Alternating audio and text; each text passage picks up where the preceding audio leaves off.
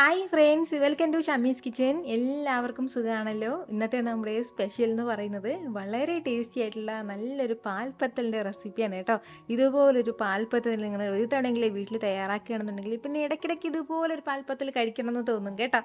ഈ വീഡിയോ ഇഷ്ടമായാൽ ഇതൊന്ന് ലൈക്ക് ചെയ്തേക്കണേ. കൂടെ തന്നെ സബ്സ്ക്രൈബ് ചെയ്യാനും ആ തൊട്ടടുത്ത് കാണുന്ന ബെല്ലൈക്കനിൽ ഓളും മറക്കാതെ ഒന്ന് പ്രസ് കൂടി ചെയ്തേക്കണേ. എന്നാൽ ശരി, നമുക്ക് എങ്ങനെയാണ് തയ്യാറാക്കുന്നതെന്ന് വേഗം ഒന്ന് കണ്ടു നോക്കാം. ആദ്യം നമുക്ക് ഇതിലേക്ക് വേണ്ടത് 1 കപ്പ് അളവിൽ പത്തല് പൊടിയാണ്. പത്തല് പൊടി എന്നും ഒറോട്ടിപ്പൊടി എന്നൊക്കെ പറയുന്നത് സെയിം തന്നെയാണ്. അതായത് നമ്മുടെ ഈ പുഴുങ്ങലരി വെള്ളത്തിലേക്കിട്ട് കുതിർത്ത് പൊടിച്ചെടുക്കുന്ന പൊടിയാണ്. അതല്ലാന്നുണ്ടെങ്കിൽ വെള്ളരിയും നമുക്ക് വെള്ളത്തിലേക്കിട്ട് കുതിർത്ത് ഒന്ന് പൊടിച്ചെടുക്കാവുന്നതാണ്. ഈ പൊടിയാണ് കേട്ടോ ഞാനിപ്പോൾ എടുത്തിട്ടുള്ളത്. നമുക്ക് റെഡിമെയ്ഡായിട്ട് വാങ്ങാൻ കിട്ടുന്നതാണ് ഒറോട്ടിപ്പൊടി എന്ന് പറഞ്ഞിട്ട്. അതല്ലാന്നുണ്ടെങ്കിൽ നമുക്ക് പച്ചരിപ്പൊടിയും എടുക്കാവുന്നതാണ്. അതായത് പത്തിരിപ്പൊടി എടുക്കാം. മാവ് എടുത്തു കഴിഞ്ഞാൽ പിന്നെ ഇനി നമുക്ക് ഇതിലേക്ക് വേണ്ടത് മിക്സിയുടെ ചെറിയ ജാറിലേക്ക് 1/4 കപ്പ് അളവിൽ മാത്രം ചിരകിയ ഫ്രഷ് ആയിട്ടുള്ള തേങ്ങ ചേർത്ത് കൊടുക്കാം. 1/4 ടീസ്പൂൺ അളവിൽ ചെറിയ ജീരകം കൂടി ചേർക്കാം. ഇനി ഇത് രണ്ടും കൂടി നന്നായിട്ട് ഇനി നമുക്ക് അരച്ചെടുക്കാവുന്നതാണ്. എങ്ങാനും നന്നായിട്ട് നല്ലതുപോലെ ഒന്ന് അരഞ്ഞ് കിട്ടിയില്ല എന്നുണ്ടെങ്കിൽ അല്പം വെള്ളം ചേർക്കാം, അല്പം മാത്രം. പക്ഷെ ഞാനിപ്പോൾ വെള്ളം ചേർക്കാതെയാണ് ഇത് അരച്ചെടുക്കുന്നത്. എന്നാൽ ഈ ഒരു രീതിക്ക് നന്നായിട്ട് ഞാനിതൊന്ന് അരച്ചെടുത്തിട്ടുണ്ട്. ഇനി നമുക്കിത് മാവിലേക്ക് ചേർത്ത് കൊടുക്കാവുന്നതാണ്. കൂടെ പിന്നെ ഇനി നമുക്കിതിലേക്ക് വേണ്ടത് 1 ടീസ്പൂൺ അളവിൽ വറുത്ത എള്ളും കൂടിയാണ്. കറുത്ത എള്ളാണ് കേട്ടോ ഞാനിപ്പോൾ ഉപയോഗിക്കുന്നത്. വറുത്തത് വേണം ചേർക്കാനായിട്ട്. നമ്മുടെ ഈ മാവിനും ആവശ്യമായിട്ടുള്ള ഉപ്പും കൂടി ഒന്ന് ചേർത്ത് കൊടുക്കാം. ഇത് ഇത്രയും നല്ല രീതിക്ക് ഒന്ന് മിക്സ് ചെയ്ത് കൊടുക്കാവുന്നതാണ്. നന്നായിട്ട് ഇതുപോലെ ഒന്ന് യോജിപ്പിച്ചെടുത്തിട്ടുണ്ട്. ഇത്രയും ആയിക്കഴിഞ്ഞാൽ ഇനി നമുക്കിതിലേക്ക് വേണ്ടത് ഇളം ചൂടുവെള്ളമാണ്. നന്നായിട്ടുള്ള വിട്ടിത്തിളയ്ക്കുന്ന ആ ഒരു ചൂട് ആവശ്യമില്ല. നമുക്ക് ഇളം ചൂടുവെള്ളം ഇതിലേക്ക് ചേർക്കാവുന്നതാണ്. 1 കപ്പ് അളവിലാണ് ഞാനിപ്പോൾ ചേർക്കുന്നത്. കുറച്ചും കൂടി കൂടുതൽ വെള്ളം ആവശ്യമായിട്ട് വരും. ഇതിനോടൊപ്പം തന്നെ 1-2 ടീസ്പൂൺ അളവിൽ മാത്രം എണ്ണയും കൂടി ചേർക്കാം. എണ്ണയും ചേർത്തിട്ട് നല്ല രീതിക്ക് ഒന്ന് മിക്സ് ചെയ്ത് എടുക്കാവുന്നതാണ്. നന്നായിട്ട് കൈ വെച്ചിട്ടോ അല്ലാന്നുണ്ടെങ്കിൽ എന്തെങ്കിലും ഒരു സ്പാച്ചില വെച്ചിട്ടോ ഫസ്റ്റ് നമുക്കൊന്ന് മിക്സ് ചെയ്ത് എടുക്കാം. ആകെ 1/4 കപ്പ് അളവിലാണ് കേട്ടോ നമുക്കിതിലേക്ക് വെള്ളം ആവശ്യമായിട്ട് വന്നിട്ടുള്ളത്. ഇതുപോലെ ഒന്ന് യോജിപ്പിച്ചെടുത്തു കഴിഞ്ഞാൽ ഇനി ഏകദേശം ഒരു 4 മുതൽ 5 മിനിറ്റ് വരെയെങ്കിലും നമ്മൾ നന്നായിട്ട് ഒന്ന് മിക്സ് ചെയ്തെടുക്കണം. നല്ലതുപോലെ തന്നെ കൈവച്ചൊന്ന് കുഴച്ചെടുക്കണം. ഈ കുഴച്ചെടുക്കുന്നതിലാണ് കേട്ടോ നമ്മുടെ ആ മാവിൻ്റെ കറക്റ്റ് പരുവം വരുന്നത്. ഇതുപോലെ നന്നായിട്ട് ഞാനിതൊന്ന് കുഴച്ചെടുത്തിട്ടുണ്ട്. അതായത് ഒരുപാട് കട്ടിയാകാൻ പാടില്ല, അതുപോലെ തന്നെ ഒരുപാട് ലൂസാകേണ്ട ആവശ്യമില്ല. ഈ ഒരു രീതിക്ക് വേണം നമ്മുടെ മാവൊന്ന് കുഴച്ചെടുക്കാനായിട്ട്. ഇതുപോലെ മാവൊക്കെ ഒന്ന് കുഴച്ചെടുത്തു കഴിഞ്ഞാൽ ഇനി നമുക്കൊരു 10 മിനിറ്റ് ഒന്ന് റെസ്റ്റ് ചെയ്യാൻ വേണ്ടി വെക്കാം.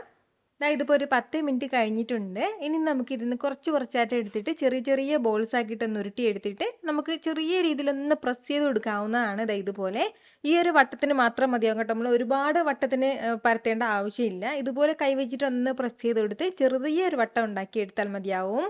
നമ്മുടെ ഈ പത്തലിൻ്റെ കനം ഈ ഒരു രീതിക്ക് വേണം കേട്ടോ ഉണ്ടാവാനായിട്ട്. ഒരുപാട് കനത്തിലും വേണ്ട, തീരെ കനം കുറഞ്ഞിട്ട് നമ്മളിത് പരത്തിയെടുക്കേണ്ട ആവശ്യമില്ല. ഈ ഒരു രീതിക്ക് ചെറിയ ചെറിയ വട്ടത്തിന് ഒന്ന് പരത്തിയെടുത്തിട്ട് നമുക്കൊന്ന് പൊരിച്ചെടുക്കാവുന്നതാണ്.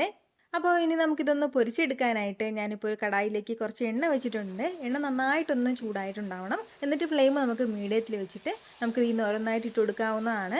ഒരേ സമയം നമുക്ക് ഒരു 5-6 എണ്ണം മാത്രമേ ഇടാവൂ. അതിൽ കൂടുതലായിട്ട് നമ്മൾ ഇടരുത്. എങ്കിൽ പിന്നെ ഇതെല്ലാം കൂടി പരസ്പരം ഇങ്ങനെ കൂടി പിടിച്ചിരിക്കും. അതിൻ്റെ പേരിൽ ഒരു 5-6 എണ്ണം മാത്രം ഇട്ട് കൊടുക്കാം. ഇത് ഏകദേശം 1 മിനിറ്റ് ആകുമ്പോൾ തന്നെ നല്ലതുപോലെ ഈ പുറം ഭാഗത്ത് ഇങ്ങനെ ക്രിസ്പിയായി മുരിഞ്ഞ് വരും. ഏകദേശം ഒരു 2 മിനിറ്റ് വരെ മാത്രം നമ്മളിതൊന്ന് ഫ്രൈ ചെയ്തെടുത്താൽ മതിയാവും. അതിലും കൂടുതൽ സമയത്ത് നമ്മളിത് ഫ്രൈ ചെയ്യേണ്ട ആവശ്യമില്ല. നല്ലൊരു ഗോൾഡൻ ബ്രൗൺ കളർ വരണം എന്നുള്ളൊരു ആവശ്യമൊന്നുമില്ല. ലൈറ്റായിട്ടുള്ളൊരു ഗോൾഡൻ കളർ മാത്രം വന്നാൽ മതിയാവും. പ്രത്യേകം ശ്രദ്ധിച്ചേക്കണം, ഇതിന് ഉൾഭാഗം നന്നായിട്ട് വെന്തിട്ടുണ്ടാകണം എന്ന്. അപ്പോൾ ഞാനിപ്പോൾ ഇട്ടിട്ടുള്ളത് ഈ ഒരു കനത്തിലാണ്. ഇതിലും കുറച്ചും കൂടി കനം കൂടിയിട്ടാണ് നമ്മളിപ്പോൾ വട്ടത്തിലാക്കി ഇടുന്നതെങ്കിൽ കുറച്ച് സമയം കൂടി എടുക്കാവുന്ന ഉൾഭാഗം ഒന്ന് വേകാനായിട്ട്. ഇതുപോലെ ഒന്ന് മൊരിഞ്ഞ് കഴിയുമ്പോഴത്തേക്കും നമുക്കിത് എടുക്കാവുന്നതാണ്. ഈ ഒരു രീതിക്ക് തന്നെ ബാക്കിയുള്ളതൊക്കെ നമുക്ക് ചെയ്തെടുക്കാം. നമ്മൾ എടുത്തിട്ടുണ്ടായിരുന്ന 1 കപ്പ് അളവിലെ മാവിൽ ഇത്രയും അളവിലാണ് നമുക്ക് പത്തൽ തയ്യാറാക്കി എടുക്കാൻ വേണ്ടി പറ്റിയിട്ടുള്ളത്. ഇനി നമുക്ക് വേണ്ടത് തേങ്ങാപ്പാലാണ്. ഒരു 2 കപ്പ് അളവിൽ തേങ്ങാപ്പാൽ ഞാനിപ്പോൾ എടുത്തിട്ടുണ്ട്. നല്ല ഫ്രഷ് ആയിട്ടുള്ള കട്ടി തേങ്ങാപ്പാലാണ് എടുത്തിട്ടുള്ളത്. അത് നമുക്ക് ട്രേയിലേക്ക് ചേർക്കാവുന്നതാണ്. കൂടെ ഒരു 2 പിഞ്ച് അളവിൽ ഉപ്പും കൂടി ചേർത്ത് കൊടുക്കാം. ഉപ്പും ചേർത്തിട്ട് നന്നായിട്ട് ഒന്ന് മിക്സ് ചെയ്ത് കൊടുക്കുകയാണ്. ഇനി വേണ്ടത് ഒരു കുഞ്ഞു കടായിലേക്ക് നമുക്ക് 1 ടേബിൾ സ്പൂൺ അളവിൽ നെയ്യ് ചേർത്ത് കൊടുക്കാം. നെയ്യ് ഒന്ന് ചൂടായി വരുമ്പോഴത്തേക്കും അതിലേക്ക് നമുക്ക് 5 ചെറിയുള്ളി ചെറുതായിട്ട് അരിഞ്ഞ് ചേർക്കാവുന്നതാണ്. ചെറിയുള്ളി ചേർത്തിട്ട് നന്നായിട്ട് ഒന്ന് വറുത്ത് കൊടുക്കാവുന്നതാണ്. ഇതിൻ്റെ കളറൊന്ന് മാറി വരട്ടെ. അല്പസമയം ഒന്ന് വറുത്ത് കൊടുക്കുമ്പോഴത്തേക്കും നമ്മുടെ ഉള്ളിയെല്ലാം ഇതുപോലെ ലൈറ്റായിട്ടുള്ളൊരു ഗോൾഡൻ കളറിലേക്ക് മാറും. ഈ ഒരു സമയം നമുക്ക് ഫ്ലെയിം ഓഫ് ചെയ്തിട്ട് നേരെ തന്നെ നമ്മുടെ തേങ്ങാപ്പാലിലേക്ക് ചേർക്കാവുന്നതാണ്. ഈ ഒരു മിക്സിലേക്ക് നമ്മൾ തയ്യാറാക്കി മാറ്റി വെച്ചിരിക്കുന്ന നമ്മുടെ പത്തൽ ചേർത്ത് കൊടുക്കാവുന്നതാണ്. നമ്മുടെ ഈ പത്തലെല്ലാം തേങ്ങാപ്പാലിലേക്ക് ചേർത്ത് കൊടുത്തിട്ട് ഒരു 5 മുതൽ ഒരു 10 മിനിറ്റ് വരെ നമുക്ക് ഒന്ന് റെസ്റ്റ് ചെയ്യാൻ വേണ്ടി വെക്കാം. അതിനുശേഷം നമുക്കിത് ഓരോ പത്തലായിട്ട് എടുത്ത് നമുക്കൊരു പ്ലേറ്റിലേക്ക് വെച്ച് സെർവ് ചെയ്യാവുന്നതാണ്.